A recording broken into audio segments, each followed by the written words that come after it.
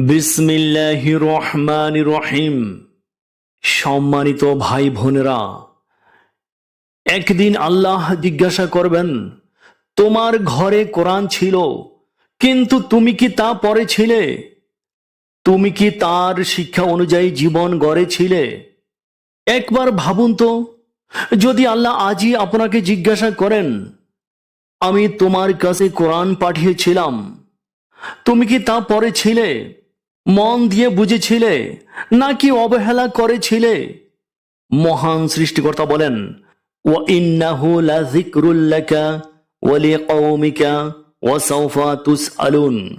নিশ্চয়ই এই কোরআন আপনার এবং আপনার জাতির জন্য এক মহা উপদেশ ও সম্মান। আর অচিরেই তোমাদেরকে এই কোরআন সম্পর্কে জিজ্ঞাসা করা হবে। সূরা আজ-জুখরুফ আয়াত ৪৪।